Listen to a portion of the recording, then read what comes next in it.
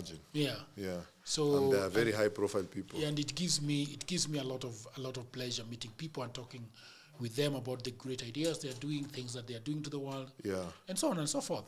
Okay. So basically, that is what I am doing. It is also it's very expensive to run. Yeah. So Tell me about it. Nobody's paying you. Yeah. So it has to be, especially if you're a man, you're doing content creation. You don't have bunda. You can't show your body. Yeah, you have to have content weight. Yes. And sometimes, But this country, I found this country likes very dialed down. Yeah. Almost backward content. Content that has zero intellectual stimulation. That's what does. You'll find. People come here and complain to me about some shows that they went to and they really did not like the setup. They did not like what it was about. Yeah. But you see, that's what life is.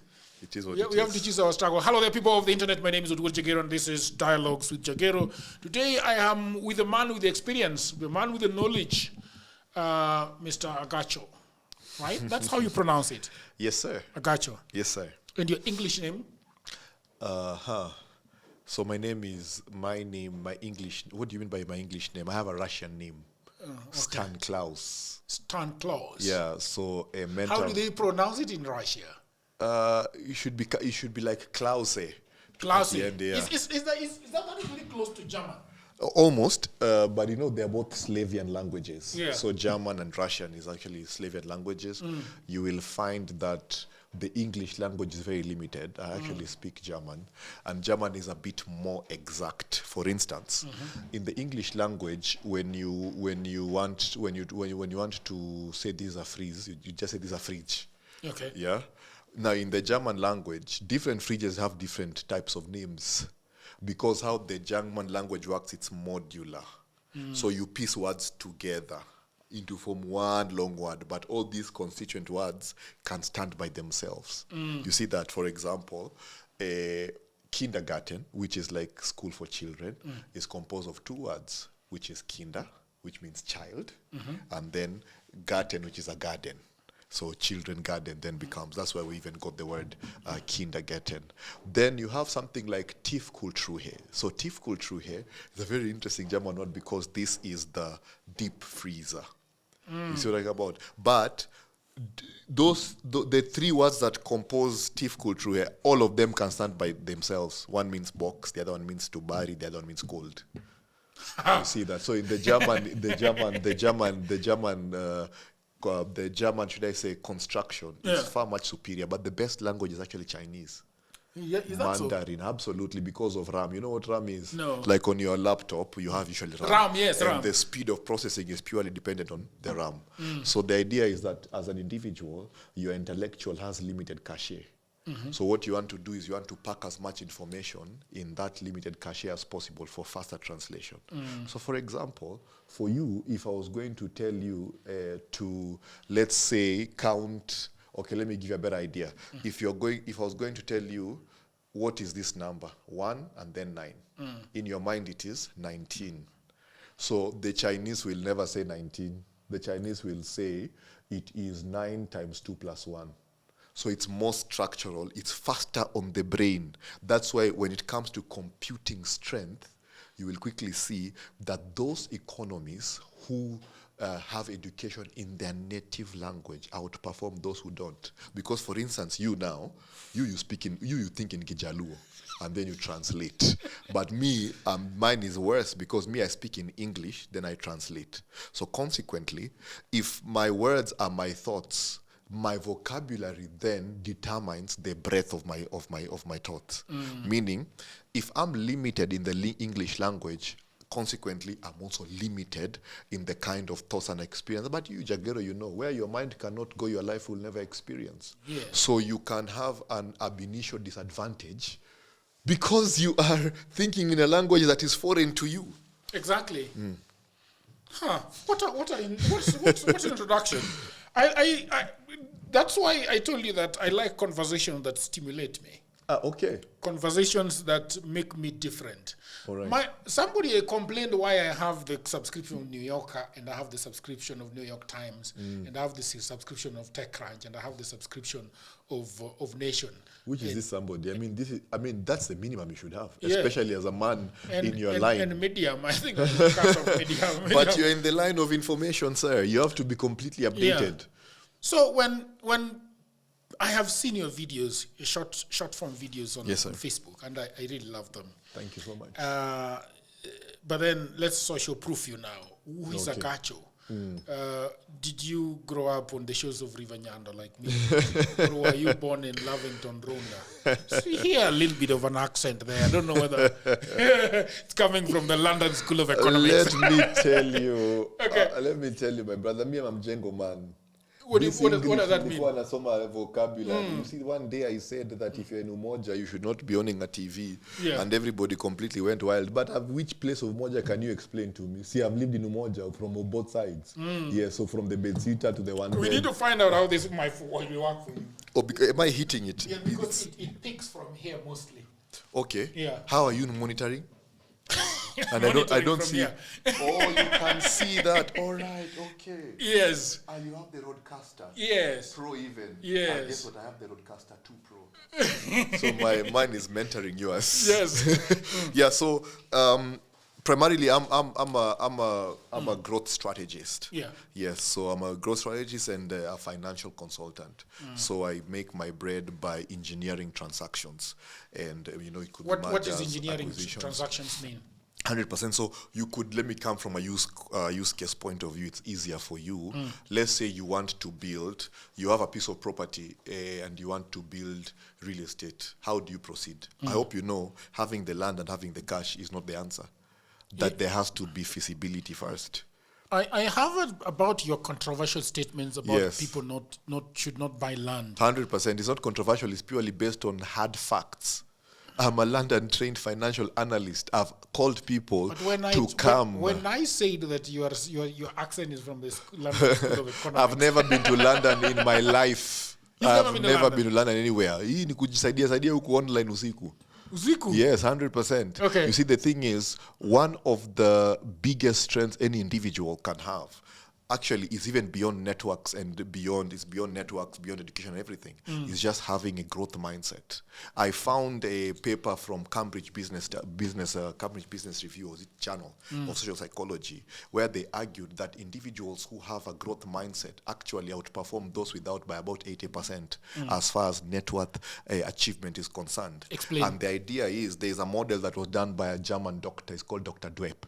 Dr. Dwepp argued that individuals who have a growth mindset have this fundamental belief that everything can change. So wherever you are right now does not matter, it can change. And you see, that then alleviates the psychological pressure of stagnation. So individuals with growth mindsets, number 2, believe that ability can increase. You see what I'm talking about? So you'll never hear them say something like, the problem is I only have a certificate. There's nothing like that for growth mindset. So growth mindset then can become an asset that can remove you from where you are, anywhere you are, to exactly where you want to be. I can tell you, your brother here has been to one of the most powerful setups in Africa. You see what I'm talking about? So from Django man, my hands are completely rough. Can you tell me a little bit more of that story of you growing up as a Django guy? So where did you grow up? Where did you go to school? How did you become financially schooled in London? Can you tell me a little bit of that story? Where you were born, how you grew up? Yeah. I was 17 years the first time I mixed concrete in this city. That was my first Mjengo hustle. I was born and bred in Kitale, went to Kitale Academy. I'm the 6th child in a family of 7. Our mother, who's also our father, raised the 7 of us because I think my dad was polygamistic. And consequently, what happened is that my mom, being the Luo woman she is, said she is not going to be a first wife. She's either the only wife or no wife. So she exited with the 7 of us. And you can imagine how that was a very trying journey for her and for the rest of us as well, right? So then I came into Nairobi, I think, when we were for my class 6, something in this style. After that, went to high school. Nothing floral. my story is the story of the Kenyan hustler. It's the proper story. I have said many times, people usually say, you Forex boys, you make a little money, you come and shout online, please come and show me one Forex trade I did for you. Somebody said, on the comments, me, I interact on the comments because I'm on mission. I'm on a mission. This content for me, content is nothing. It's a methodology. I'm speaking to the next generation to break this curse of poverty, because making money is neither hard nor difficult. You see what I'm talking about? Right? So I engage on the comment. Somebody said on the comment, this guy, you people of tenders, you get one tender, now you want to advise the whole world. I've called it on TV severally. Please, I want somebody to go, because research, us, we are public figures now, my brother. Research is there. Go and check. I want somebody to come with one tender to supply even envelopes, which any government institution gave me. It was rock hard work. So the point is that the Kenyan dream is alive. The problem is that sometimes it could be that you're focusing on the wrong things. You see what I'm talking about now? Yes, so that's the long and short of my story. I've been accused of talking too much. So nowadays I'm trying to be very condensed, because I can tell you that growing up story in ways and colors you cannot imagine. For instance, do you know I was in class 7 the first time I discovered I don't have a father? As a matter of fact, I didn't have the, should I say, intellectual capacity to understand social construction, social construct. So what happens is one Wednesday evening, 4 p.m., those 4 p.m. times, and you're just a young boy, and then what's happening normally many times, all of you go to one side of the school where everybody is seated there, and then, we'd go and sit there because we didn't have transport, but we didn't want our colleagues to know. So what we'd do, we'd go and sit at the bus stop where everybody comes, the ones we were collected by bus, they're collected. The ones who their family members are coming to collect them, they're collected. And then at the end is when now me and my sister would now walk home, because we didn't have transport. Fantastic. So for the longest time, I used to think that when you see a male and a female colleague, that they have come to school to pick our classmates, that this was just their big brother and their big sister. Then you have that annoying class of reproduction in class 5, right? So in class 6 now, you begin to understand social structure. So this day, what happens is, I was with my friend Edward Mwangi. I hope you're watching. By the way, Edward, reach out to me, man. I've tagged you in so many podcasts here. I was with my friend Edward Mwangi, and what happens then is that, again, like clockwork, they come, and the father walks out. The father is coming to check if you have injured yourself so that he can inflict more injury. Welcome to Africa, right? The mother comes and checks, are you okay? Did you eat your food? Is everything in good order? Fantastic. Then they open the door. Edward jumps in. But this day something happens. The male grabs the woman and kisses her on the forehead and says, I love you, my wife. And that's the moment it clicked. I'm like, wait a minute. This is actually husband and wife, because now we have been taught reproductive. This is actually dad and mom. And immediately it hit me that I don't have a father. I remember that day, it was it was a difficult day. I remember my stomach knotted so hard that I could literally feel every aspect of my intestines. I bit my tongue so hard because I didn't want to cry. I remember again, my sister was there. The silence was so loud. It was like somebody was whistling on my head.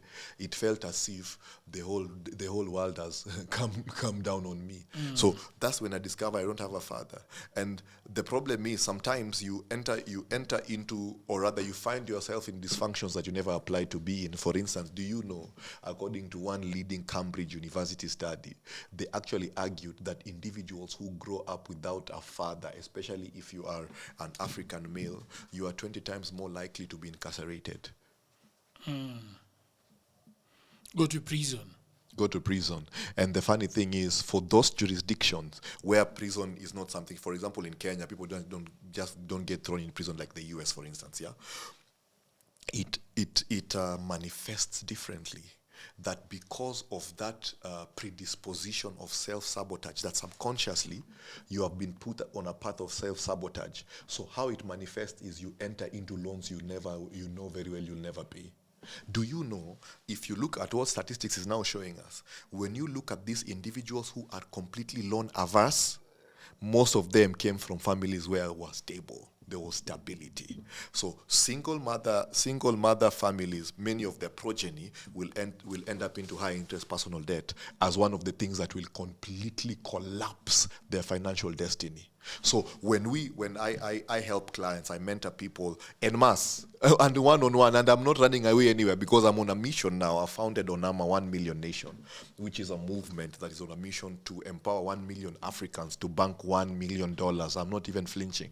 And many people, every time I cast this vision, they tell me, but why don't you become realistic? It's why don't you become realistic? It's an issue of growth mindset. So everything is possible. What is the reason why the people that are raised in single households are predisposed to going to jail and taking loans that they will never pay? What is the reason? Now, you are your education, granted. Many times your exposure, your level of education will become a very big lever to what it is that you can do or you cannot do.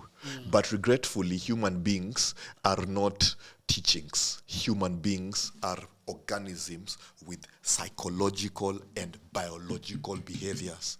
Now, the problem is, depending on the context of growth, there are certain issues that predispose you to certain psychological frameworks, mindset frameworks. For instance, do you know that only 10% of Kenyans understand loan calculation? Like, if you were to check, even if you have a loan, many times if I asked you exactly the obligation you are in, you don't know. Why? Because if you grew up, this is a Harvard Business Review study, if you grew up in an environment where you experienced illiquidity, i.e., school fees was never paid on time, sometimes the pantry was empty, you were kicked out of your house one time or the other time, right? You're always paying your staff late. What happens then is you become price insensitive to high interest personal debt. That is why you find you are borrowing at 10% per month, and in your mind, you think you will borrow $1 million at 10% per month and then go and do business and pay it in 3 months. It means then that the loan alone is 30%. Businesses hardly hit 30, a proper business that is scalable, hardly 30 to 40% per year is your margin, gross margin. You see that? So you find then there are some very underlying psychological factors that could be sabotaging your destiny and you don't even know. That is the worst part. For instance, let's say you're going to run a marathon like Eliud Kipchoge, our man, right? Before he ever went to the track, there was a full medical evaluation. So while the goal is to run sub 2, that's the goal, right? If the tendon is out of joint, the tendon must be fixed, but you can't see the tendon with your open eyes. You see what I'm talking about? So we actually, this is something I'm very proud of. I'm completely excited. So what we did is that we have used behavioral science, econometrics models, which is using statistics to interpret economic data. We've used that and behavioral science to come up with 1,600 different unique variables that is able to score your financial fitness. So many times today, you can go and get your medical fitness, right? You can go and get your technical fitness as a lawyer and so on. All these exams that people do. As a CPA, you have to constantly refresh and so on. But there is we now have invented the foremost financial fitness test, 1,600 statistically proven variables, which we now deploy into our engine. I come and collect your information and I can spit out a score of 20%, 30%. Now, the thing that is most shocking about that score is individuals that are very highly liquid, in their mind, they always think that when they go through our score, they'll score very highly. You'll be completely shocked. Even as far as your financial destiny, I hope you know high positions of liquidity is actually an indication of an efficient financial mindset. And that's the funny thing now, that there is a very stark difference between income generation and financial literacy. I hope you know that you know how to generate income does not mean you're financially literate. Let's dial back a little bit. I want to ask you a question. When we are in school, we are never taught about investment. I don't remember being taught about investment in high school. I don't remember being taught about investment in college. When somebody wants to start investing, what do you think are the fundamentals that they need to understand before you get into investing? Right now, for example, there is a business called content creation. So, for example, you're good at talking, you're good at editing, you're good at doing travel videos. and you could come up with a business idea that, okay, this thing is going to cost me around, in 4 years, I should be able to make use of 15 million to stabilize this business and to make it profitable.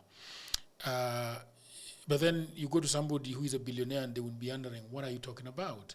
So you find people, and I've heard you talking about people buying land as investment, people, running to different places and buying land as an investment. People saying, okay, so for example, right now I believe that I would not be going and buying rentals to get 30,000 every month, while YouTube can actually send me $1,000 every month by just investing 2 million.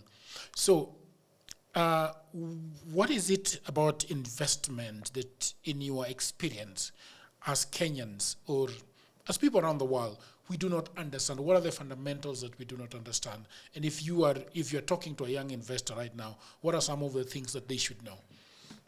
Wow, that's a very, very packed question. So foundationally, I'm a growth strategist and a financial analyst. What do those two mean?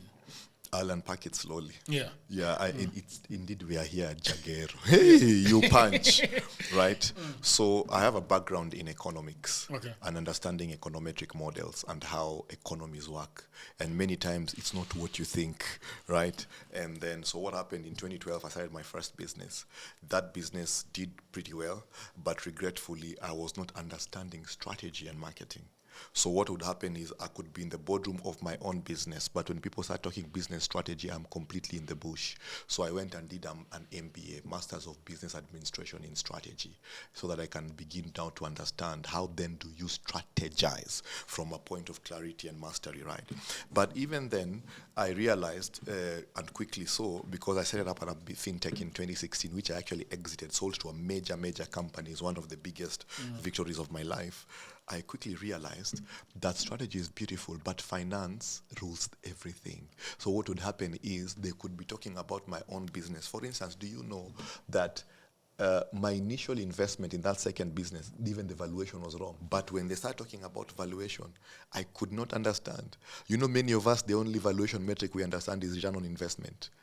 Yet return on investment is the last metric financial experts look at. The reason is because of the time value of money. So if you said you sold this bottle for 5 times the initial price, but you did it in 10 years, then all of a sudden that return doesn't make sense. So ROI is a very misleading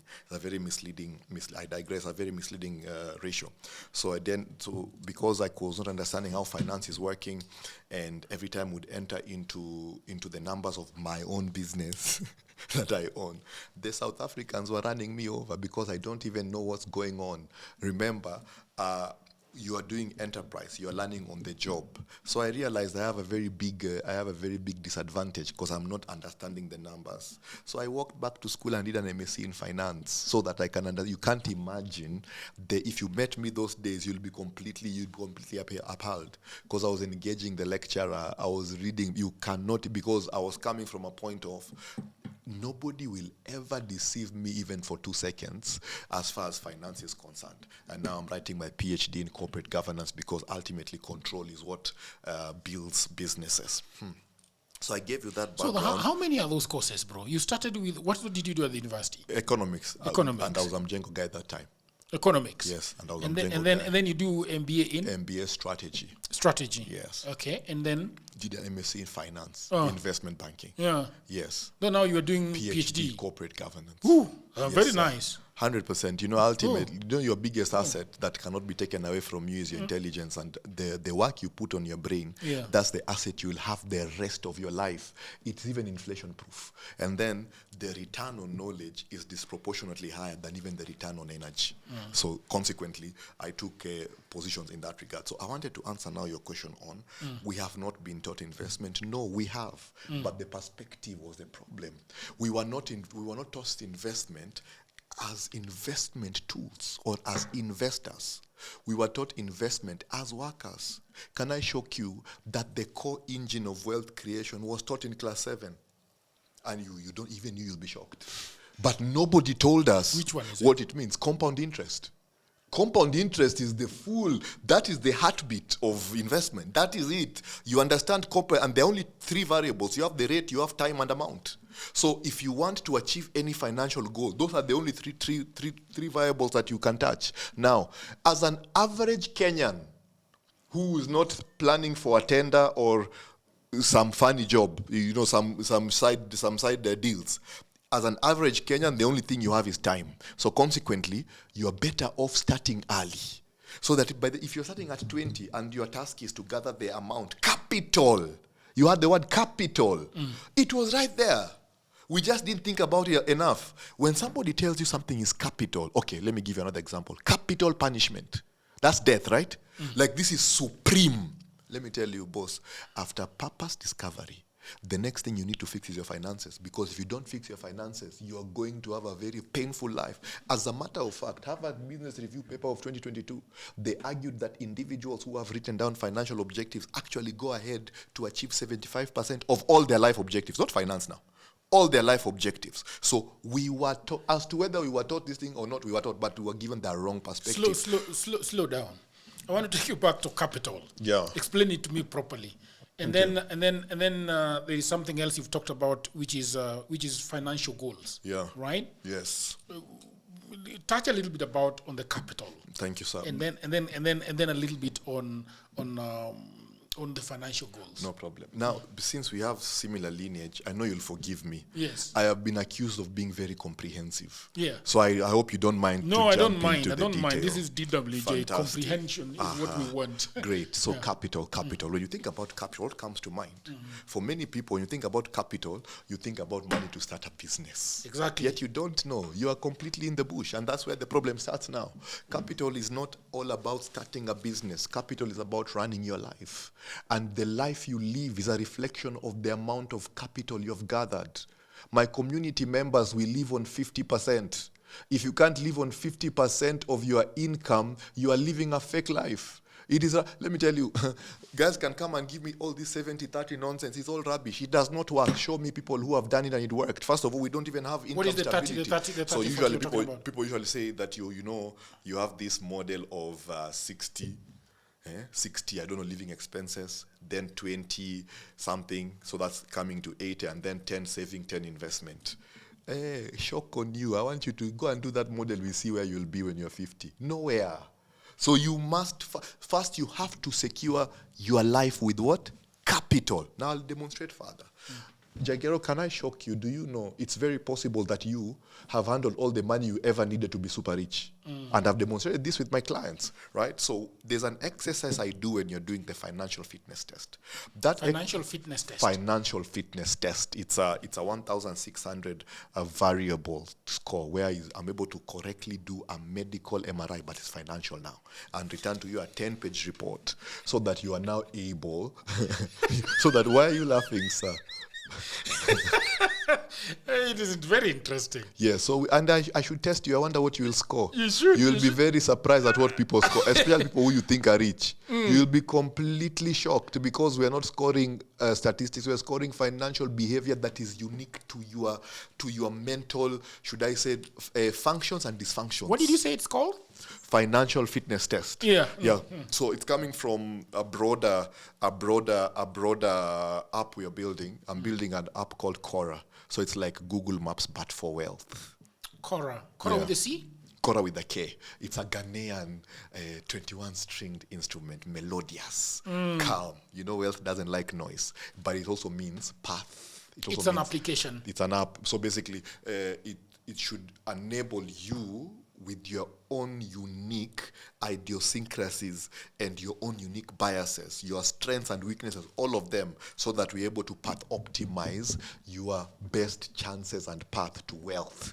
So the main thesis there is that even if we are similar individuals in the same country earning the similar income, we don't have the same investment path to our wealth journey. Your wealth journey is as unique as your fingerprint. Let's go back to capital. You keep pushing me away from Yes. So you will quickly see that life is about, you will find, anyway, even if you don't see, because again, people accuse me of being out of touch. I said this is the coalition of the willing. So you do yours. Us will do ours, right? And 1 million nation is sweeping the nation currently. So what's going to happen then is that you are primarily converting your life into cash. Do you agree? So you spend 30 days, you spend 24 days, and somebody comes and gives you a salary of 200,000, 100,000, 50,000. What is that? That is not salary, that is capital. That is capital. Have you ever seen how businessmen deal with capital? The capital account, as a matter of fact, we even have the 4 eyes principle in corporate governance that you can't even sign it alone. Capital is sacred. Capital is precious. The whole thesis of corporate governance is preservation of shareholders' interest. You see what I'm talking about? So you convert your life into 100,000 shilling salary, and then you want to spend 10,000 shillings a night for sherehe. Can I tell you what you did? Let me tell you what you did, because I know people are going to attack. I won't stop there at the attacking you went to sherehe. That's not the issue. That's nothing. What has just happened is when you convert your life to money, what is that? Your life is your blood. Do you agree? It's your blood and sweat, right? So when you look at the amount at the end of the month in your bank account, that is not cash, that is blood. Utakunywa damu. So many people, you are drinking your own blood. You have become a vampire to your future, and you're wondering, why am I not moving forward? You see what I'm talking about now? You have become a vampire to your future. So my community members, if you're below 30 years old, you're living on 30%. 70% is aggressively buying the future because you just need to work for a few days. Do you know 10,000 shillings in a very few time? You can, from 10,000 shillings, I've done the video, go and look at it. I demonstrated, and in fact, I've called the actual people to come and now check my model. I'm not even a financial... What is the model that you've done? I proposed a model where I said you can use 10,000 shillings, you can invest 10,000 shillings, and from 10,000 shillings, if you invest it in the exact same way I'm telling you for the next 6 years, you will be cash flowing 140,000 shillings the rest of your life without lifting a finger. So cash flow means... Really? Yes, absolutely. I mean, it's a 1 hour, 40 minutes video. Go and see it. 1 hour 40? Yeah, I can't even begin sharing it with you here. 1 hour 40, and I was with math. It was a masterclass, and I was doing the math online. And I was waiting for anybody to challenge. Because you can't challenge. It is rock hard now. The shocking thing is... Can you summarize it? I can't even summarize. Go and watch the video on Agacho. It's too long. But let me give you let me even extrapolate this thought deeper. Yes. Can you guess how many Kenyans have invested in the Nairobi Stock Exchange? Take a guess. I wouldn't know. I have not. Just take a guess. Have you invested? Maybe 1,000 people? Have you invested you? No. You see, and yet you are the cream of Kenya. And you are not seeing the magnitude of the wealth engine that is the stock exchange. Do you know last year, Nairobi Stock Exchange did 35%, the stock index did 35% return. What are you talking about? That means you are doubling your money every 3 years. So you cannot now come and tell me that you're broke because of the politics. Forget. Can I ask? No, one second. Because you are throwing me everywhere. Let me land this one. Okay. Let me land this one. Okay. So how many Kenyans have invested in Nairobi Stock Exchange? 1.8%. Can I tell you the average portfolio value? Okay. $1,500. It's laughable. Is the average portfolio. And this market, this Kenyan economy, right now, we are the lion of Africa. We are also the eagle of Africa. We are also the crocodile of Africa. Kenya is the best nation in Africa right now. Nairobi is the city we are dominating on every side. Hey, but in that... Wamesema Ruto ameharibu serikali. I am telling you, that is their view. Okay. That is not my view. I hope you realize that economic power triumphs political power by far. As a matter of fact, where economic power is seated, political power cannot even be invited. So politics is in cycles. Economics is in long-term trajectories. Business people outlast politicians by far. There was a study I found, I think this was a McKinsey report, and they actually found out that over a period of 85 years, they were looking at political power, economic power. Over a period of 85 years, political power had dwindled to 5%. While economic power was on 4,000%. It's phenomenal. Look at Apple, for instance. Apple's right now the reserves of Apple right there, the market capitalization, the market cap of Apple right now is bigger than the GDP of 182 countries out of 190. That, my friend, is economic power. True freedom is not in political power, because political power, the nature of political power is up and down. Haven't you seen the deputy governor who is now selling firewood on the streets? Have you seen that guy? Deputy. No way. You have not seen. We had a deputy governor in this country. Deputy governor, he came out of power. I think he lost the election in 22 or 23. No, either 17 or 22. It's a big story online. Just check it. I hope during this podcast you can actually play it. A deputy governor who was working with 8 V8s is now selling firewood on the market, and people know him. This is a guy you would meet the PA of the PA of the PA on Wednesdays only, and it has to be even a leap year. Basically, it's impossible to meet them. This guy is now sitting on the streets. What lesson do we draw from that exactly? I don't know, because I don't know the details. That was not even my point. My point was this country, only 1.8% of Kenyans have invested in the stock exchange. Stock exchange is 35%, meaning if you put in 1 million shillings, right? If you put in 1 million shillings, you made 350K. You see what I'm talking about now? So from 1 million shillings, if you're to distribute that 350K even on 10 months, that's meaning your rent. So all you needed to do was secure 1M.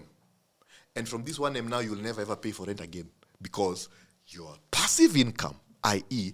income that comes to you without you lifting a finger, has overtaken your active income. So your primary task is to convert your life into capital, and then convert that capital into cash flow positive assets. You see what I'm talking about now? So that those assets now begin now to pay for your life. So I can structure your life in 2 seconds and tell you exactly. So what, on our financial fitness test, one of the biggest outputs is the number of days, weeks, months, years, decades to freedom. Right? So you have 2 paths if you're going to build wealth. The first path is that you have to break free. You know, we are born bound. Right? You agree? We are born bound, because you have to live to pay. Human beings are the only animals on planet Earth where they are the ones they pay for where they live. That is only human beings who do it. So if you have to pay for your life, you're bound. And many people will be bound all their lives. Now the problem is, as long as you're bound, you'll never enter your true power. Harvard Business Review study revealed that individuals that are financially independent have the highest likelihood of discovering their gifting, their purposes, finding their voice, and getting a 48% net worth acceleration. So you'll find many people, it's not that you're not seeing opportunities, but subconsciously, your subconscious environment does not permit you to see opportunities. Have you ever asked yourself, why is it that people, it almost looks like people are always full of opportunities? And track this now. When somebody does one thing and works, and they're free, yet, which is even a very bad model of looking at it, because you can be free by just doing your normal things. You don't have to do one thing that worked. But let's say one of our friends did something and it worked. Opened a restaurant, car wash, it's now working, right? Then all of a sudden, they no longer have to really pay for their lives. So the business is paying for their lives. Have you realized such individuals go on to open very many businesses? Have you ever asked yourself why? It is because of the subconscious peace of mind that comes with the idea that you are free. So many of us are free, and when I say you don't have a business to buy TV when you're in Umoja, you're completely mad. But if you look at the newspapers 3 months ago, what was the headline? That TVs and fridges lead bank repossession. The bank, you read a lot. I'm sure you saw that article. That the number 1 asset class that the banks are repossessing right now and selling is what? TVs and fridges. Now let me ask you a question. Do rich people secure their loans with TVs and fridges? No. Thank you. So my point is made. So you'll find people will come and tell me all these things, what are you talking about? What do you know? It's our life. Even as we speak right now, I'm ordering my iPhone 16. Best of luck to you. You see, the coalition of the willing. So capital.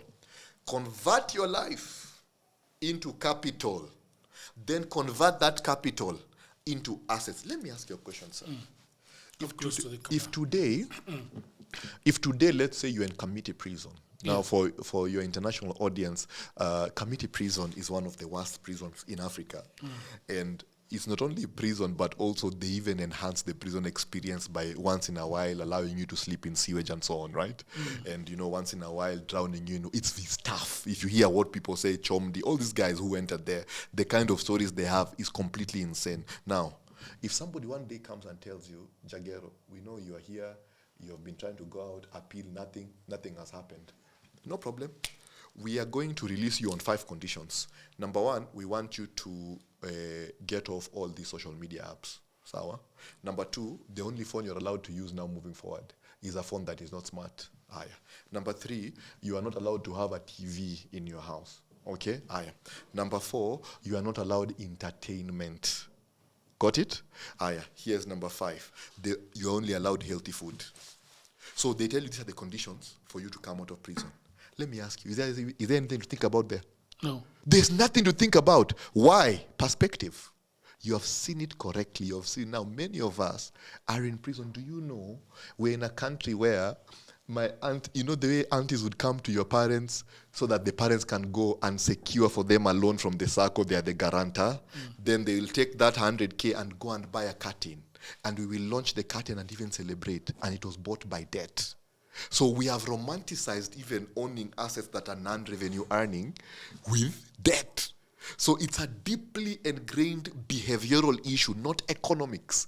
Many people have all the money they would ever need to become rich. Many people have all the money they'll ever need, never to have to lift a finger in their life, including waiters. I do have mentees who are waiters. They're earning 15,000 shillings. They're earning 20,000 shillings. Once they go through the financial fitness test, they come out another person because we have a 3-step process. First, you'll see my videos, right? And I've been working on my communication. I will try my best to ensure you will not miss the message. I want a piece of your ear like Mike Tyson. You see that, right? But that will just give you motivation. What's the substratum of motivation? It is emotion. Emotion by nature is up and down. So we have to move you into discipline. So you move from motivation, I want to do it, to discipline, I gotta do it. But discipline is not sustainable. As a matter of fact, discipline is painful. Psychologists call it destination fatigue. It could be that the payout is completely insane, but because of the pain of the journey, you throw in the towel, right? So we move you now from discipline. We've invented another sphere. It's called clarity. So we move you from discipline into clarity. For instance, when you go to your house, Jagero, by any chance do you have bras?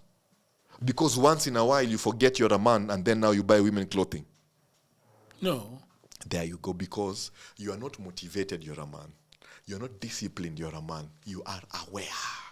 So what I'm talking about. So once I move you into awareness, I promise you, I have some of them I call daughters, some of them I call mentees, some of them I call friends. These are my community people. This is 1 million nation, right? So some of my community members, there is one lady who earning 180,000 shillings living in Kileleshwa. Once she came out of the financial fitness test, guess where she lives now? Ololo. Immediately. Once you see what is at stake, and you begin to see that the money, people who are 40 years old right now, 40 years. Like me. Like you now. You have literally been in the household for 22 years. That's what it is. Let me ask you a question. Can you estimate how much money you have touched? You're a high capacity guy. It could be 50M. Do you agree? And that 50M divided by 20 years, that is pesa mingi. Pesa ngapi? Ukifanya 50M this, you divide by 20, you see, it's about 3 million a year. See, umefika 50M. Yeah. So if you're using my model right now, it will be very difficult. You'll be shooting this show in Switzerland. Because it means our model is whatever money you touch once. You will never ever lose it ever again. So before you are 30 years, 70% is buying the future. After 30, 50%, whether you're married with 5 children. So if the 50% is not enough, it means you don't have enough income. You either downscale or increase your income. So when you see 100,000, that is 50K. Right? So the model goes to say that we take that surplus and aggressively invest it over time. So for you, for instance, your portfolio right now will be 25M because you are living on the 50%. And I'm not counting compound interest of 20 million. Let's do, guys, we're in class. I want us to show you. Let's say we did now that to 50, so 25 million. So 25 million. 25 million, okay. 25 million, that's your capital. Which right now, can I tell you where it is? Where is it? Do you have it? No. You don't have it. Can I tell you where it is? No. It is in the sewages. It's in the wardrobes, all these clothes we buy. Me, I can show you clothes I used to buy from Amsterdam. I've never even worn. And it is where? It's in the sewage. It's in the holidays you didn't need. It's in all this rubbish social circle nonsense. Let me ask you a question. You are a prisoner and you're going for a wedding. You must be mad. Which wedding are you going for? The only wedding you're going for is yours. Because you're entering a wedding, you're committing yourself. I'm not trying to say this is a plan of stinginess. This is the plan of ultimate generosity, because once you fix your financial health, then you'll help everybody else. You see what I'm talking about? So 25 million, right? Let's say I demonstrated recently an equity fund that I work with that delivered 28%. Let's even say you'll never achieve. What do you mean by equity fund that you work with? Okay, so you have a broad understanding of financial assets? So there are different kinds of assets. So you have financial assets and then you have physical assets. Also, so you are a customer of equity fund. Not at all. So when I say equity fund, what I mean is fund. Not equity the bank. No. Okay. I understand. Equity like shareholding. Yes. Right. So let me come. I demonstrated about 28% return, but now I want us to do the 25 million. Let's say that's your portfolio value today, and then let's say I'm crystallizing an average return of 18%, which is like, it's not even difficult to do, right? Let me do the math right now. I want you to see. I want you to see how much money you would be paid right now. How much money you'd be getting from that money, that one that you sacrifice all your life. You are about to completely go insane. So that is 4.5 million annually, meaning if you're doing it 10 months because 2 months is for recon, that is 450K. Right now, the money that will be coming to you without you lifting a finger is 450,000. I have advised my friends. I've advised my community. I agree entrepreneurship is fantastic. I'm an entrepreneur. It's tough, but it's fantastic, but it's tough. And there are very many things. Don't ever think that you are working for Java today as a middle-level manager and your plan is to raise 5M to go and open your restaurant. Shock on you. Because you'll go and open your restaurant and all of a sudden you'll realize that Java does not move forward by cooking coffee and cooking a chicken and cooking that Mexican rice yet we're even in Kenya. No. Java will grow by business principle. You come to a space now, all of a sudden, you're the project manager, and you're the legal, and you're the tax expert, and you have marketing, and you have sales, and you're the HR, and you're still the founder. Fantastic. Let's even assume that you have business skill and you're intelligent and you do it, right? You still have market risk. You still have business risk. You have political risk. A better model is build financial assets first, then they will build for you any business you'd ever want. So back to my point, capital. So if you were putting 50% of your income for this time you have been working, right now your portfolio value would be paying you 400. Do you know what kind of life you'll be living at 450? You're not even the top 1% of Kenya. You're not the top 0.5% of Kenya now. Are you an ordinary guy? Yes. Tell me about the top in Kenya. What is going on here with the top? What is the top 1% in Kenya? What is the top 0.5 in Kenya? What is the top 100 in Kenya? How does that work? Do you know about the statistics? So what happens is they use net worth as a leading indicator. Yes. But regretfully, as you know, 85% of the wealth is with 15% of the people. But even among that 15%, 85% of the wealth is with the top 15%. And on that top 15%, the same thing continues more and more. That is very interesting, but I find a better conversation as opposed to admiring the top 1%. You can be the top 1%. I've just demonstrated to you right now. You are an ordinary guy. I don't think, I have not seen any scandals.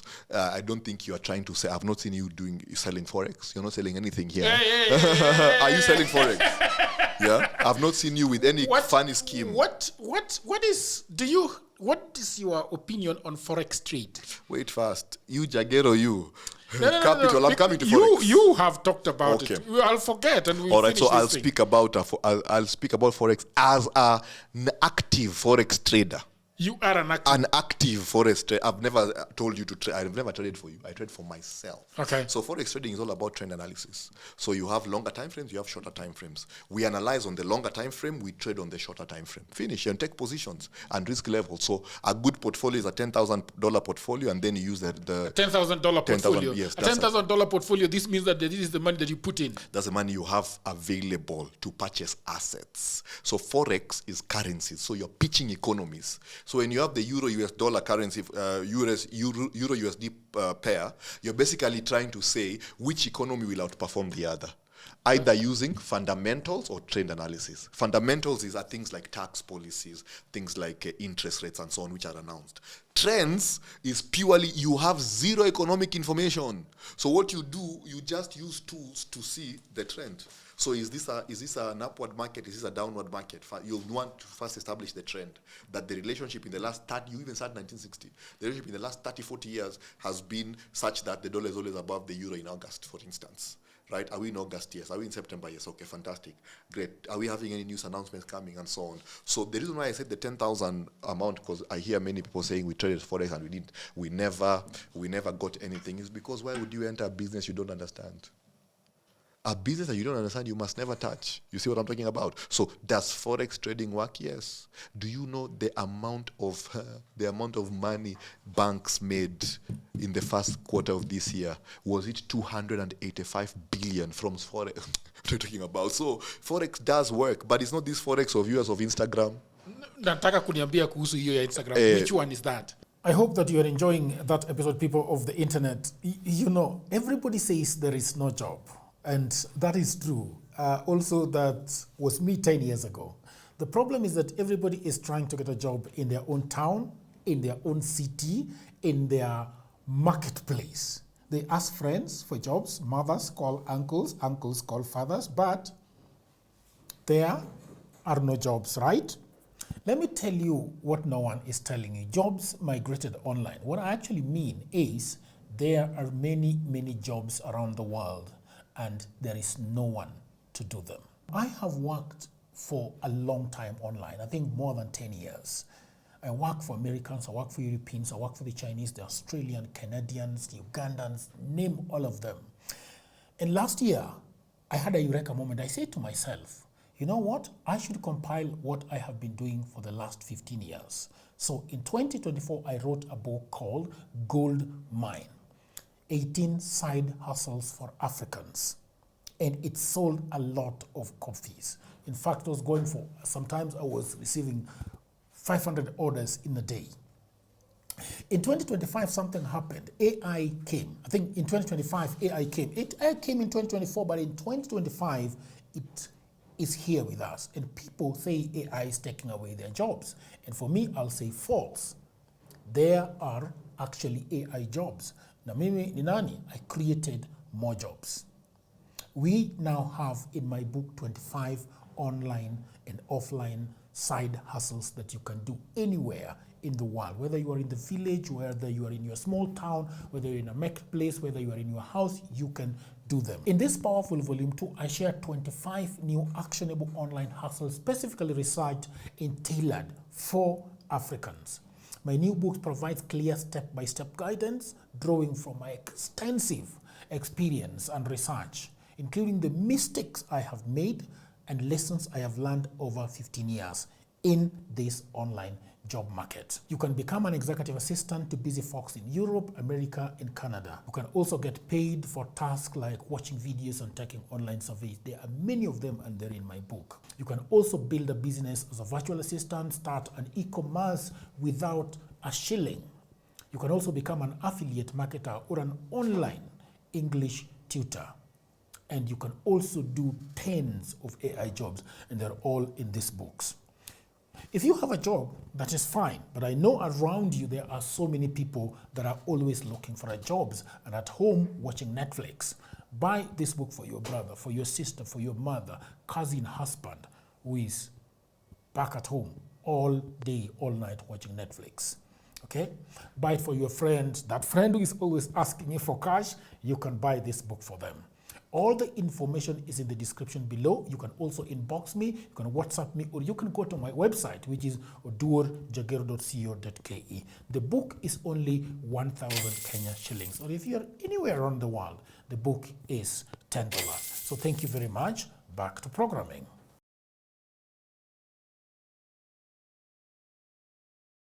This Forex, which this one Forex is that? where Because some I young see brothers boys, of mine, I see boys with the 10 cars Yes. in Diani and Kilifi and Kisumu saying that they are doing forex trade, but they are also university students. What is going on there? I don't know. I don't have the facts. But I can tell you, is it possible to make money with forex? Absolutely yes. But you really need to know what you're doing. For instance, there is the principle of 2% that you never really risk more than 2% of your portfolio. So you take position. What does that mean? For example, so if you have 1 million shillings, you do trades of 20,000. You only use 20,000. You only use 2% of your portfolio because there's also, the statistics. Out of 10 trades, how many will work? So if you are risking very high amounts, you will blow your account very quickly. So the thing, and then number one, number two, for those forex people, I'm trying to help you with what has worked for me. I'm not selling it as a course. I have not traded for anybody. I have never pitched anybody. These are big platforms. Let them come and say that I said I'm trading for them. I trade for myself. My wife even sees me trading, right? So your best bet in forex trading, look for a big account, look for good capital, $10,000. Never trade more than 2% of your portfolio. Here's the number 3 key. Go for one pair. What does that mean? Go choose. Is it Japan? Is it Euro? Is it Euro USD, or is it US? Is it Euro Aussie? So that you can be able to understand what are the driving factors of those two economies. Because you are pitching economies. You've realized you never trade one currency because it's forex. You are trading. You are selling money. You're buying currencies, right? So it's either Euro US dollar or US dollar Euro, or maybe US dollar Aussie, for instance. So you choose one so that you can begin to really understand in depth. Because what you want to do, you want to be able to merge trend analysis and fundamentals, trading news, what is called the so-called trading news. Like for example, when Tesla, when Elon Musk joins. Doge. Yeah, those are the issues now. So you see, for instance, so what is the impact on demand? What's the impact on supply? Because that's, again, remember, the currency prices, there's also a lot of sentiment. So you have to really begin to think, what is the mass psychology position at that particular time? And then you take positions. Now, I did one trade, or maybe 2-3 trades that are completely insane. You cannot even believe it. Even if I told you, you wouldn't believe it. Because what will happen is, so there's another trading strategy where it's almost like gambling, okay, which is completely stupid, and you can make so much more money with the things we propose for you in our financial fitness test. Because usually when you do the financial fitness test, we give you a list of recommendations, then we give you support, accountability, and implementation support to make sure you're keeping on the journey. Because if you do what we are telling you, you're going to reach your destination, all right? But so this forex strategy is you look for $1,000 or $2,000, and then you're trading news. Okay, so on news days, like for example, when the Fed is about to announce the new interest rate, right? So which has an impact. The one that Trump has been bothering them to do. Yes. Mm-hmm. So it impacts cost of capital. Capital, you mean? Now look where I've come back again. Capital. Which is everything. So, which is good. Which is good. So once it influences cost of capital, that thing will either go up or down. And then the market moves at the announcement of the news. So you wait for the news. And the news times are there, 3 p.m., 4 p.m., depending with which session, London session, Asian session, whatever. Now you're in the Asian session, you're trading USD, you're trading USD yen. And then the Bank of Japan, which is known all the time for reducing interest rates, they now come and increase the interest rate, meaning at that time, the typical movement is inverse. So at that moment where the typical movement is not, so it could be a trajectory, it could have been a bullish thing. Yeah, it's moving up. But at the moment of it will collapse for maybe 3, 4, 5 minutes. And that's the window. That's the window. So at that point, my brother, brother, that's the window when you sell or buy. Yes, when you sell or buy. And the problem is, and now, so if you're in a podcast, if you're in a box, you are in the bush. You see, so at that time, that very time, and maybe one day we should debate with these forex traders, because I don't know if they are forex traders, these brothers of mine. It would be very interesting. I would like to hear their strategy. I'd like to hear the fundamental analysis. They use bots. Yeah, I would forget bots and rubbish. So if you're using bots, but then if you're using bots, then why can't all these billionaires just use bots and become super rich? You see what I'm talking about? So I'm coming to the point. So what happens at that point, now $1,000 is 10 lots. Yeah, because a lot size is $100. So 10 lots.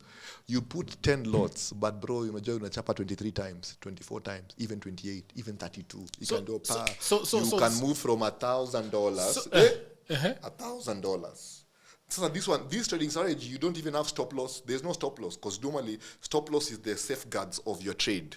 So here, what happens is you're putting $1,000. You are firm on your analysis. You know you've already done. Again, the funny thing is there are tools even to backtest your analysis to check that it's actually consistent with economic reality, so that you know the direction. It's seconds. You need to know the direction. Where is this thing going? So because you're trading now, the direction, either it's bullish or bearish. Fantastic. Then you put your $1,000, boss, unatengeza 32 times. 32,000, So that is $32,000. No, that becomes 3.2 million shillings from 100,000 shillings. So is it possible to make money with Forex? Yes, but also the converse is true. Because my first account was a $15,000 account. A $15,000 $15,000, which I grew. That is 1.8. About 1.8, yeah. And I grew it from, my first deposit was $2,500. That was my capital. So why are you telling us to put 10,000 and you started? I'll tell you why. Okay. So what happens is, when you have low money, you have high discipline. If you have low money and low discipline, bro, uko na shida. Choose a struggle. Low money, look for high discipline. You need very high discipline. So on my early days, because of the small amount, I'm trading to only 2% of my portfolio. Now, if that 2% ikizama yo siku, it's a wrong trade, you don't enter the market again.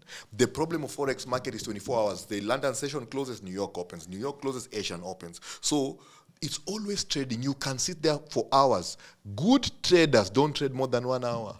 So you have short-term traders, long-term traders, day traders. So day traders are the ones who can sit in front of a laptop the whole day because they are not analyzing, they are just chasing the trend. So you can go into the per second market movement. So you can you zoom in. So you have annual time frames, quarterly, biannual, quarterly, monthly, weekly, daily, hourly, minutes. Now you open the minutes tab. So on the minutes tab, you're seeing candles. So you need to become a candle expert, right? For instance, when you see there are candle patterns that show you that the market is about to go up. There are candle patterns that will show you the market is about to go down. So in a day, you can be plus minus 5. So it depends with where you caught them. Where you caught the market. So day trading is very interesting because day trading, $1,000 you can make $300, but also you can lose the $300, especially because it's a very weak strategy. It's not driven by any science. It's driven by pattern recognition. You see what I'm talking about? So you're not analyzing the stock. You're not analyzing the currency. You're not analyzing the economy. You're not even analyzing the trend. You're using your eyes. You're seeing. The candles are forming. Yeah. So sometimes, for instance, there's the shooting star. When you see a shooting star, which is 3 candles going up, the next thing, baby, is going down. So when you see shooting star, you're taking a bearish position now. You go long. Baby. Kama unajua utatengeza tu. Can I ask you a Lakini question? Kama haujui, hautatengeza kitu. Capital. Can I ask you a question then? What is the difference between Forex trading and betting? All right, I'll answer you that question very quickly. Yeah. It's a very simple question. So there's Forex trading and there's betting. But Forex trading can be betting. Explain. We want to know this. This is why you're a DWJ. You explain. The thing. All right, so I like to use graphic languages. Graphic language. Very graphic, so that you don't forget. I want a piece of your ear like Mike Tyson. Yes. So you as a man, you're a man, right? Mm-hmm. But you can be used as a woman also. Shocking much. I use language you won't even believe it. I am not shocked. I'm not shocked, but I want to see. I want to understand. Forex trading uses financial principles to make money, and it is something I didn't start yesterday. But you can use it also out of ignorance as a betting. So many Kenyans, because of intellectual laziness, will go the betting side of Forex trading. The betting side is, I want bots. So you are saying you're going to pay somebody 15,000 shillings. They'll send you bots. You don't know. Have they shown you results? Have those results been audited? If these bots are so good, why aren't they published online? Why isn't McKinsey telling us about the bots? Why isn't Deloitte telling us about the bots? So what happened is, where you have intellectual shortfalls, normally you get into shortcuts. Never touch a business that you don't know, even if it's making your neighbor a millionaire, because ultimately you're knowledge strength in that industry is what will give you staying power to concretize a profit. Is that making sense now? Yeah. So you forex trading you can, and let me tell you, actually the cream of finance are the ones who trade forex trading. You need to have a mind that can compute variables and relationships. You should be able to regress what is the impact of inflation, for instance, on the dollar USD trajectory. Many people don't even understand what regression is. So you don't even know which then are the most deterministic variables to watch, because the variables could have very many models. So the winning currency could be a dependency of very many things, including the climate. You see what I'm talking about? So if you're doing it from a technical point of view, you quickly see it's a proper job. It's actually a real job. Real traders are not loud like this. They don't even talk. You don't even hear of them anywhere. There's a different business model that is at play. First one is bots. Bots selling is a huge thing. So the only way you'll buy bots from me is if I show you success. But I hope you know there are apps that can mimic live trading. I hope you're aware. Yes. So what would happen? I'll come and show you my trades, and you see live trading, but it's a mimicking of a live trading. It's not the truth. Is it dummy? It's almost like it's just a simulation. Let's say it simulates. I simulate, and then I play it out. Like the people driving airplanes, but they're sitting in their bedroom. That is what it is. So it looks like it, but it is not it. You see what I'm talking about now? So because the business model there is not the trading, the business model is selling the bots. So you have all these 10 million, 100 million, you can buy Mercedes at will. Why don't you invest in bots and just do it again? Because again, remember, one of the fundamental principles of finance, something that works, you double down. Something that is working, that's now the laggard principle. It's now an established path. You keep doubling down, optimize, double down, optimize, double down, optimize. You have zero reason to not double down. What is doubling down in business? So doubling down means, for instance, if I start selling chicken on Gong Road, and I see people are buying chicken, now I continue. Now okay, fine. So we are buying chicken. I'm always out of stock. Fantastic. Now I can backward integrate. I even now start farming my own chicken.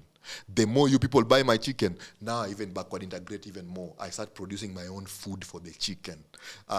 Now I see you're buying more chicken, I now forward integrate. I stopped selling chicken. I open like a chicken shop. You see, while you will come and tell me, why don't you diversify? Balance portfolio, try your hand in something else. It is rubbish. Before you reach $100,000, about 13 million shillings net worth, you have no permission to diversify. Diversification is a privilege of the rich. Is that pivoting? Not at all. So diversification is about that when assets are looked at together, they outperform assets that are looked at individually. For instance, the argument goes that if you have a butchery, if you have 100 butcheries, and if you had maybe 80 butcheries and 20 cow washes, the person with 80 butcheries and 20 cow washes is better because for you have concentration risk. You are in one industry. That is true. Don't put your eggs in one basket. That is true as long as your net worth is above $100,000. So many people who quote that thing, they don't even understand where it came from. Can I tell you where it came from? It came from Henry Markovich's 1952 Nobel laureate. He's the one who invented or conceptualized the idea that assets bulked together outperform those that are individual. But it's not a principle that is applied on early days. Early days, your answer is GBU, gold-based investment. You are investing based on gold because of limited. You are dropping jargon without explaining them, sir. Okay, let's take a step back. Gold-based investment, GBI. Okay. Gold-based. So it is based on goals. You see what I'm talking about? Because of the limited financial capacity you have. One day, this guy I really like, they're called Ogieks. There's an Ogiek saying that says, the man who has sent fare will hear the footsteps of ancestors, thinking it is the girlfriend has finally arrived. You see that? Because, the only objective he has now is that I've sent fare, girlfriend is coming. Can I ask you another question? The controversial ones that you said. What is the problem with land investing? Land investment is a game of the fools. It's a foolish game, especially, let me qualify, especially if you're below $100,000 net worth. So, when you look at your net worth number, by the way, if the only thing that is advancing every year, if the only thing that changed between last year and this year is your age, you need to call yourself to a meeting. One of the things you should be monitoring is your net worth. How much are you worth today? Fantastic. So before $100,000, you need to work on growth assets. These are those assets that are, the risk is a bit higher, right? But the return is as good. So the question then becomes, how do you mitigate for that? There are about 5 salient features of any investment. Now, those investment features are purely dependent on your goals and level of progress, like where you are in your journey, okay? So I'll quickly give them very fast. I hope you don't mind. No, right? no, I don't mind. So any investment that anybody puts on your table, I want you to use this model. This model was developed by World Bank, this research-based model. The first thing that you have to check anytime you're looking at an investment is cash flow, all right? So does it have cash flow? I.e., when I put my money there, is that money going to come out or is that money stuck until the maturity? So when I look at land, I put down my 2 million shillings today, what do I get in return? I get taxes, land taxes, sorry. That's what I get in return. What I get in return is a niku file. Now, all these land rates, that's what you get. You're getting more expenses, right? So if I took the same money and put in bonds, I'm already earning. If I took the same money, I'm buying 10,000 apartments, yeah, through syndication. So what happens is myself and my community members, people like you now, for instance, you can buy an apartment for the price of an iPhone. So what we have done is that we have been able to create a structure that enables an ordinary, even a border man, you can enter into the real estate game immediately. You see what I'm talking about? So the cash flow is a very important aspect of any investment. So what is the speed to cash flow? There are those investments where the speed to cash flow is day one. For instance, how we buy our apartments, we have 25 very unique variables we look at. One of them is it income earning, and is that income at least 1% of the asset value, so that the payback is under 10 years. So the day we pay for that apartment, that day we are earning. You see what I'm talking about now? So which is better? You have put your 2 million and you're waiting to see if money comes out, and then you put and you start earning. Earning, obviously, even intuitively. All right, fantastic. There are those assets where you wait 6 months. For instance, you can enter into an equity fund. So equity funds are those funds that are composed of many companies. You see what I'm talking about? Like how shares are listed. Those are all organizations. You're buying share. You have bought shares. Okay. What are you earning? You're earning dividends, and you're also going to jump on the capital appreciation because the value of the business is growing up. Fantastic. So in that regard, you enter such a fund. You have a lock period of 6 months. But after 6 months, let's say you put in 10 million, and this is a 20% equity fund. After 6 months, on month 7, you start to cash flow, meaning you start to get some money back. What you do with that money is a different story, because many times before you reach $100,000, you're not even permitted to touch that money. That money should go back and compound so that it maximizes the compounding power of your cash. Okay, fantastic. Compound interest. Compounding. That we learned in class 7. The problem is nobody taught. We were taught to calculate for other people, because they didn't tell us the implication of compound. Boss, me, I have 2 master's degrees and I didn't understand how money works. Even after having 2 master's degrees. You had to go to the financial thing to start understanding. Yes, but I didn't understand how money works. I understood how to measure. Number 1. To measure outcomes. So cash flow. Number 2. Cash flow. Here's number 2, liquidity. How liquid is the investment on exit? Beautiful assets, the liquidity is T+3. And the reason why liquidity is such an important metric is because if I get an opportunity right now, I should be able to immediately liquidate my position and secure the opportunity. For instance, right now I'm in the middle of the transaction, so I match capital to opportunities. I'm in the middle of a transaction of a distressed half-acre on Kiambu Road. Somebody put in, I think, 45 million. So half-acre plus a fully built house with a swimming pool, but it's drained, right? Worth 48 million. Do you know how much it's being sold for right now? Take a guess. 20. 18 million. So, Jagero, now me, if I'm your consultant, say I'm hunting for these opportunities to pitch you. So, I will come and tell you, look here, there's an opportunity to buy 5 years. I didn't say there's an opportunity to double our money. Are you hearing the language is different? Yeah. The language is in years, because money is your life. So you should count money in years, not in cash. And I've made 200%. No. What does that mean for you in years? So I can come and say, I see your portfolio, Jagero. I know this is how much money you have in liquid funds or all these places. We can divert, as long as the paperwork checks out, we're going to take 18 million here, right? Secure this distressed asset. Now you doubled your money like this in a day just because you had what? Liquidity. So investments that are preferred are those investments that are illiquid in the short run, but liquid, very liquid. You can convert it quickly. You can convert bonds. If you are holding bonds right now and you want your cash, in 2 days, 3 days, you have your money, even if it's 100, even if it's 3, even if it's 1B, you get it in 3 days. You get it out because the asset class is highly liquid. Now, individuals, now this is a Harvard Business Review study, that individuals who invested in short-term liquid assets outperformed those who didn't by something like 48%. And the argument is that these individuals who had investments that are easy to liquidate secured more opportunities over time, you see. So for you, you might sit out. Why? Because while this 18 million is something you can afford, you have land worth 50 million. But where is it? So you buy this opportunity now, and you have land. Buy this, we see. You can't because the cash conversion is completely insane. Now, that thing of land investment is a scam. I learned it as a person. It's not I read it. There's no book I read it anywhere. I learned it as a person, first-hand experience. With my Mjengo income, I raised 200,000.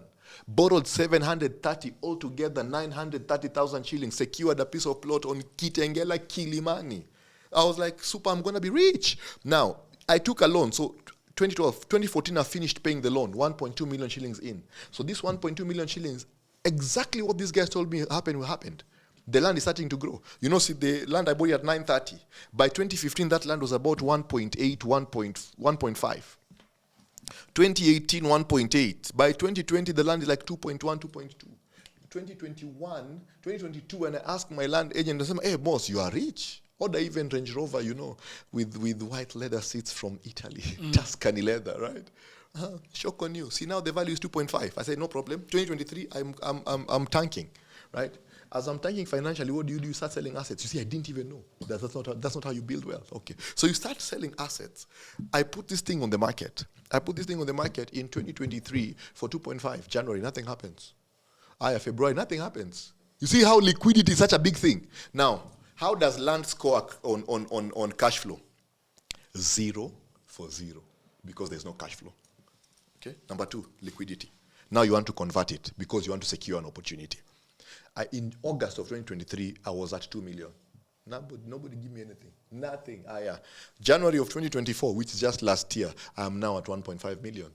I'm saying, please, somebody just buy this land, 1.5 million. And hata nimekubali, the market is 2.5. I even have a valuation. I'll give you 1 million, you and your children. 0. By August of last year, I'm back to 930,000, my original price. I still don't have a buyer. So, and you want to tell me that land is an investment? You must be out of your mind. Land is an investment in urban areas, but the ticket price in urban areas, best of luck to you. You see what I'm talking about now? So it is because not right an now, if you want to buy land in Lavington, it is... Yeah, it's crazy. So if you tell me you want investment grade real estate land banking, then that is what you should be talking about. As a matter of fact, statistically, guess how much money we have held in land banking in the metropolis? Take a guess. I don't know. It's 3 times our economy. Yeah, this thing is something like 14 trillion. So are we at 0.3 or 0.2? I'm now on 0.2, that you cannot convert that land to cash at will. Liquidity is 0. All right. So one of the foremost respected business lady leaders, I just can't say her name, but you know who I'm talking about. Very sophisticated, worked on radio for very many years, and very respected director, does business. Right now, I think one of the most steady people. As a matter of fact, flowers to her. She will never promote something she never uses. I love that stability. She came on Instagram recently, 4 weeks ago, and she said, guys, I have my property in Nanyuki. I've been trying to sell. Nobody is buying. That's the day I'm just from Tanking and TV. We said that land is not an investment and the country went wild. I said, let's meet and debate. Let's have a debate. Let's have numbers. So she came herself and said, you know what, guys, me, I'm going unit trusts now. She by herself. Nobody said it was not scripted. So the point is, if you're holding land, and many of you guys, you could be holding land because you know that's what we were taught. That buy land, it will appreciate. After all, nobody is manufacturing that stuff anymore. In the end, you'll be rich. You'll be completely rich. You'll be asset rich, but penny poor. So we're on liquidity. Yes, number 3. Fantastic. So, yeah. The way unanipeleka mbio wewe Jagero wewe. Hey, I promise you owe me, I swear. There you have pushed me like this. Okay, here's number 3. Capital appreciation. That an investment is an investment. It has an upside now. There land begins to win. But the problem, you have scored 0 on cash flow. You have scored 0 on liquidity. Now on capital appreciation, you now have some capital appreciation, agreed, right? But let me ask you, what do you think is the average land appreciation rate in Kenya? I have no clue. Maybe 10% per year. Probably 8. 8%, right? The yield is actually between 8 and 12. You are very spot on right now. Equity funds can do 300% in 2 years. I can demonstrate. In 2021 September, go and check it. Facebook lost what percent? Facebook shed 90% of its stock value. 90%. But again, the numbers you see there mean nothing. Because once you understand finance, you realize that the underlying asset is what matters. So when you look at the enterprise value of Facebook, when the market dropped from, it was like $300 per share, went to something like $90 per share. The enterprise value at all times, that time, right? So let me map for you that thing very clearly so you don't get confused. So there's the market price. Market price. That's the price you see at the stock exchange. It's a reflection of sentiment more than value, because it's demand supply. So when many people want to buy that stock, the price goes up. When people don't want that stock and people are selling that stock, the price goes down. Sentiment, it's a market sentiment. So market price at that time was $300. What was the enterprise value? $41. Okay? Now, the next 18 months are about to be rough because it now nosedives 70%. It came and settled at $90. Do you know what was happening to the enterprise value? It was 41, the second year 42, the third year 43. So you're looking at the wrong things. So enterprise value is the actual valuation of the assets that power Facebook. And when you do that valuation, you can quickly see that the enterprise value is gaining, so meaning the underlying assets value is strong. Capital appreciation is what I'm talking about. So land begins to become very nice, because while stocks can do 200% jump, it can also do 200% negative, right? So land at least has some steady. It's even shocking. Did you know that even in war-torn countries, the land value is growing? Because the land is resilient like that. So in that regard, you have won now. So finally, you have something that you can begin. You can now that's something that you can now begin to talk about and say, okay, fine, maybe whatever. Okay, here's the fourth one. The fourth one is that wealth is built with objectives. Harvard Business Review 2021 study. So an investment is an investment if it aligns one-on-one with the objectives. So what are your objectives with the land? So if your objective is generational wealth and you want to give your child, like for me now, I know maybe this land in Kitengela is going to be the child of my child now, or the like 5th generation down the line. Maybe it will be 500 million at that time. God bless them, because the metropolis would have swallowed them, for sure, right?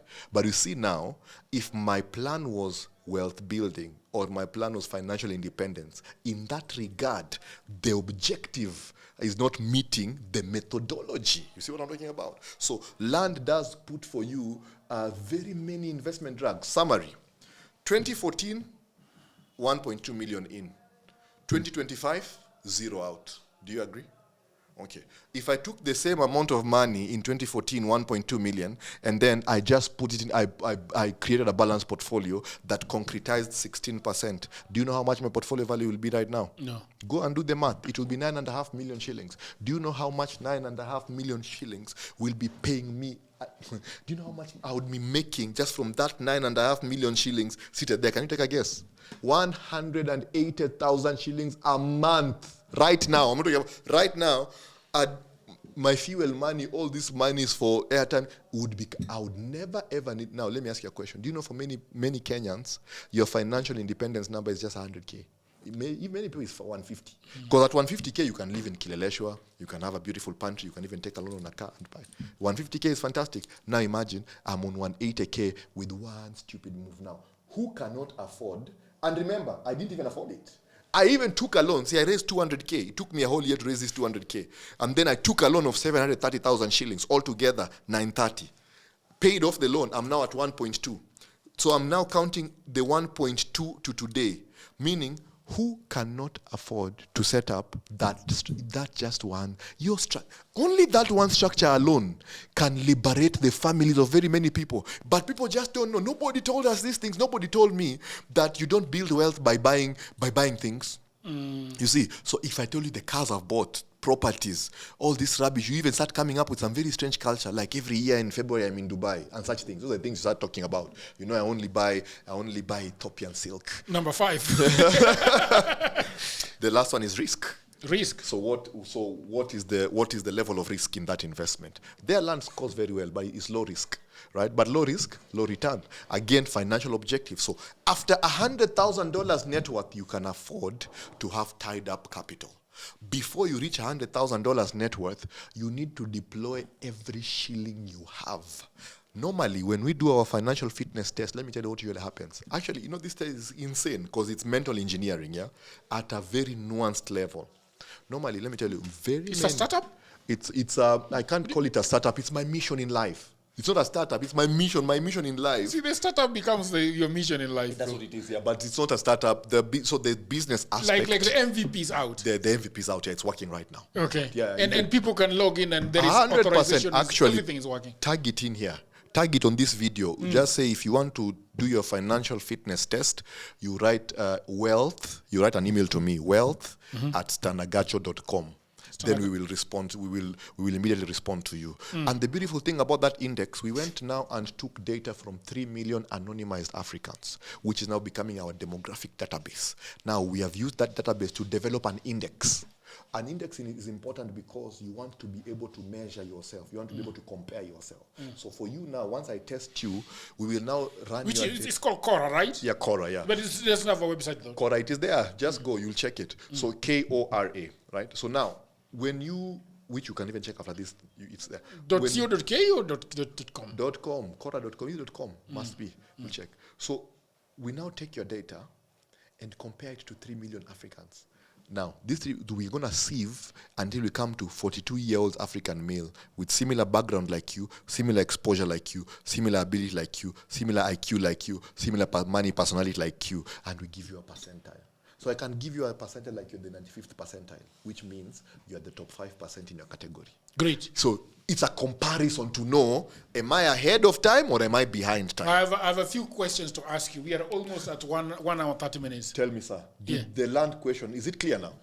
So when you analyze it in that regard, funnily, Mr. Agacho, yes, sir. I have been given a lot of offers to buy land, especially in the village.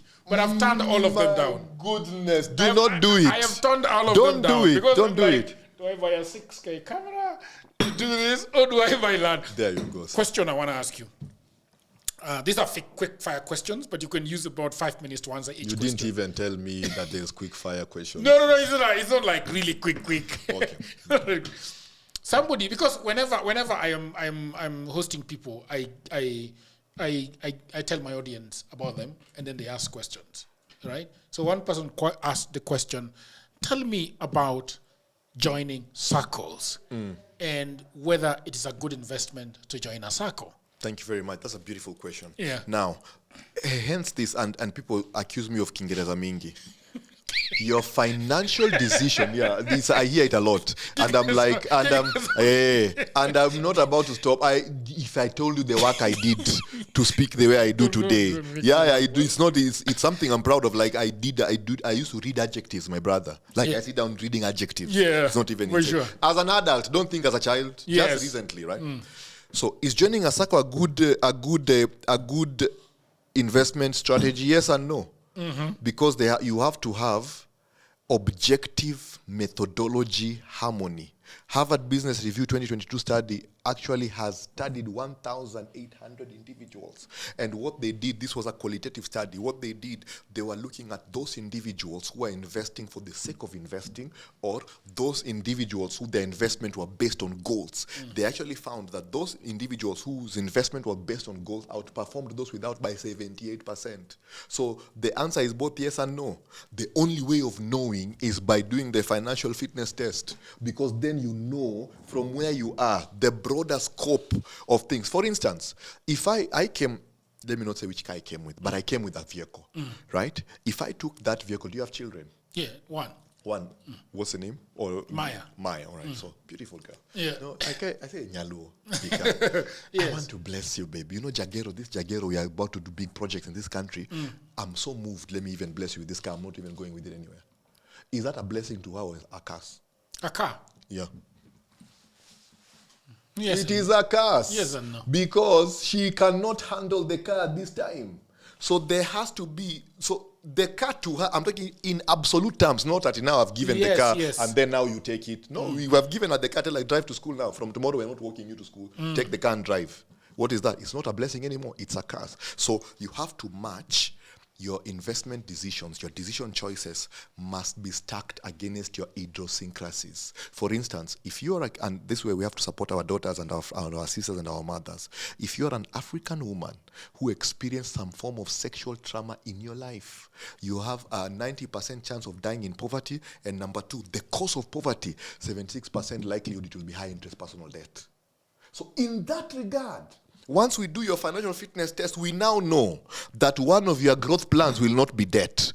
Because of that trauma, you have a subconscious predisposition to self-sabotage. And consequently, while debt leverage is very powerful in wealth creation, it will not be powerful for you because of your unique individual life story. So some of these things are not as obvious as they look. I think probably what I am hearing from this lady asking this question is perhaps they want to know what is a circle. How is it different from loop, for example? Okay. Is that the answer? I think for this question, even this podcast is too big to answer that question, but let me do it anyway. Yes, right? Yes. So SACCO Savings Investment Scheme, basically we are putting our money together so we can lend each other at cheap rates. SACCOs are not as aggressive as banks are on the collection side of things, and their interest rate is a bit better, right? The beautiful thing about SACCO is, especially if you don't have, again, remember sometimes you want to invest in an equity fund, but equity fund has an entry fee, maybe $2,000, $3,000, right? And you don't have $3,000. So you come and collect this 14% of the SACCO first, because SACCO average between 10 and... I'm opening the questions now. Yeah, between 10 and 14% annually. So you come and do the SACCO game, you are growing your liquidity in the end to now put that money in a bigger asset class, for instance. 1, 2. My only fight with SACCOs, especially for individuals who have not yet done their financial fitness test and you don't know your financial ecosystem and infrastructure, my only problem with that is that it sort of tacitly encourages borrowing. I have very many clients, big boys, even some of them live in Karen ETC. Every time they receive a notification that you qualify for 1 million shillings, they'll go and borrow it with no purpose.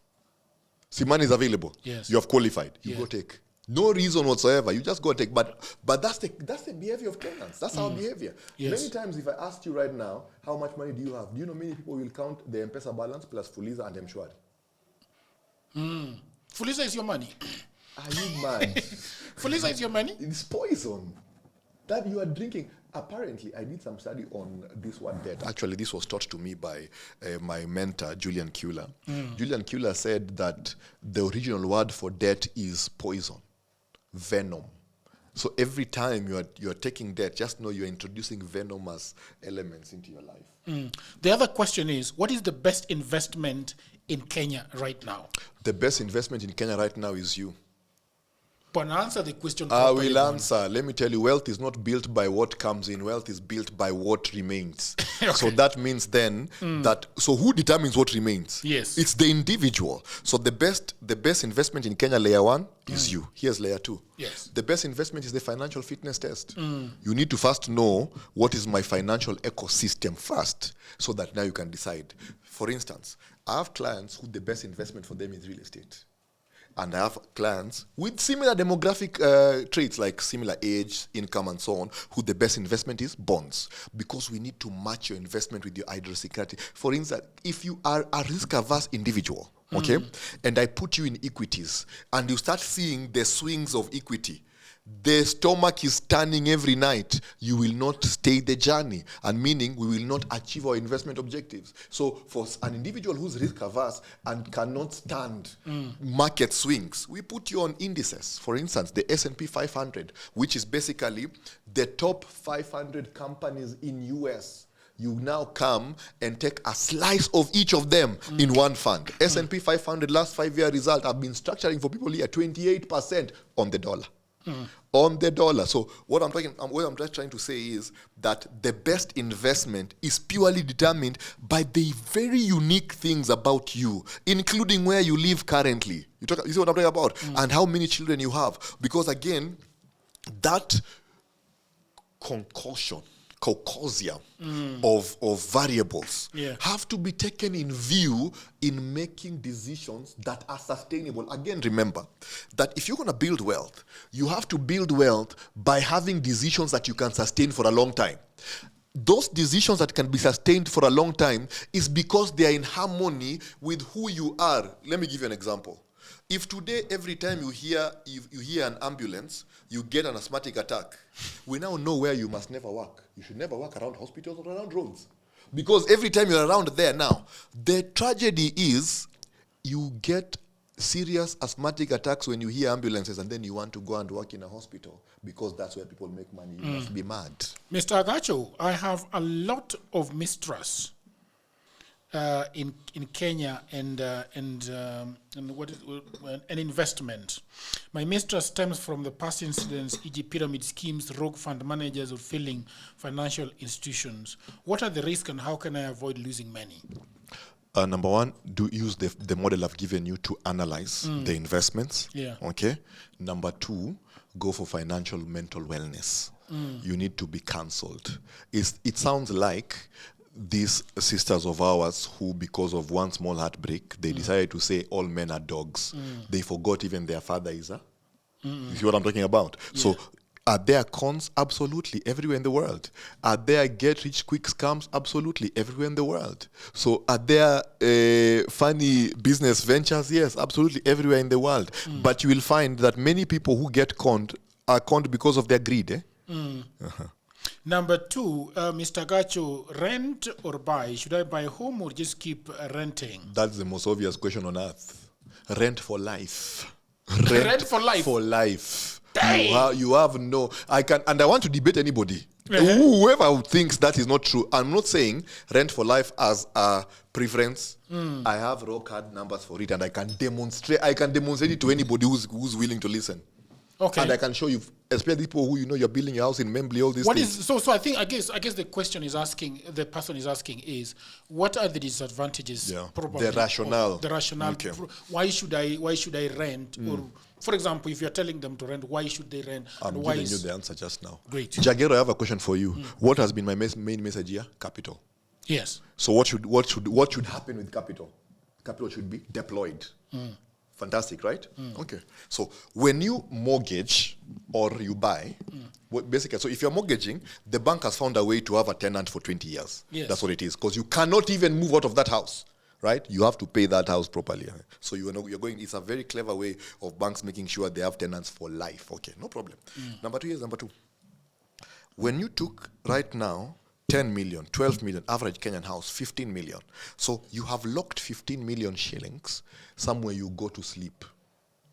Are you seeing what I'm talking about? So if I took 15 million shillings today and constructed a portfolio that is yielding about, let's say that portfolio is yielding 20%, okay? That is about 3 million shillings a year. So 10 months, I always have 10 months results because I argue very well that you should not talk about 12 months. The other 2 months, recalibration, miscellaneous, etc. So 10 months, that's 300K. So that's 300,000 shillings to you every month. Now what happens next?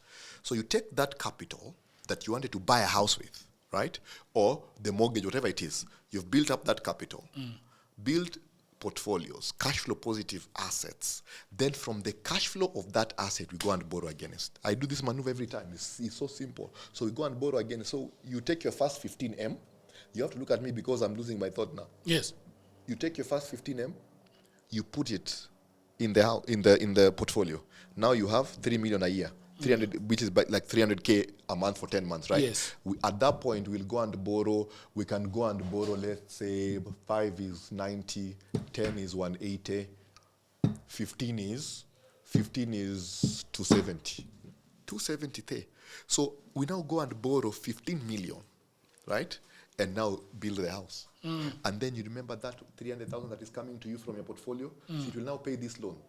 Now imagine if you didn't do the stupid decision to go and build your house. If we took that 15 million and went and bought bed sitters. Bed sitters are 15 million in rent, 150K. Yes. That means in 4 years, you have already paid for that bed sitter. Now these two assets are together. Merge them again. Portfolio, cash flow. You need to touch money once. All of a sudden, you start becoming unaanza kuitwa mzee na wewe si mzee. The reason is one rickety financial move has concretized. Let me tell you, I had a client, and I think I've said this story. Maybe you've heard it, maybe you haven't. I had a client who lost his seat in 2017, and then once they lost their seat in 2017 MP, once they lost their seat, now what happens next? See, now you have to go very hard in 2022. Goes hard in 2022, loses it. Now I meet him in 23. 23, I'm sitting in his house, huge house, lawns, dogs, German dogs, even they eat imported food only. Cars, German, all the kind of cars you can think about. You enter the house like this, even stairs like that, right? Worth to 50 million. And I'm reaching him. I think that time he had maybe 700,000 shillings. And the summary of his case was that he ran out of cash completely, right? So now I'm supposed to help him structure. And I gave a story that he was completely pissed. In fact, when I told him, he started abusing me like many Kenyans online. And and then the first thing he told me is, where is your house in? Where is your house in Karen? But which I have an answer. Trust me, baby, I have answers for you. Where is my house in Karen? That whether I have a house in Karen or not does not reduce and or increase the reality of the numbers. The numbers are true whether I have a house in Karen or not, right? So long story short, I sold his house at a loss of 50 million, Bob. But I structured that thing in 5 things, S&P 500. We went and put that money into equity funds. We went and put that money into multi-asset strategy funds. We went and put that money into gold stocks, AI stocks. Right now, he's concretizing 4.3 million shillings a month. Do you know it all? He almost kissed me on the forehead. In fact, he came and said, listen to this part. Yes. You know what he said? Yes. He said, what if I met you in 2017 when I think at that time he said he had some huge amount, maybe 900M, something like that. What if I met you at that point? What's my main point here?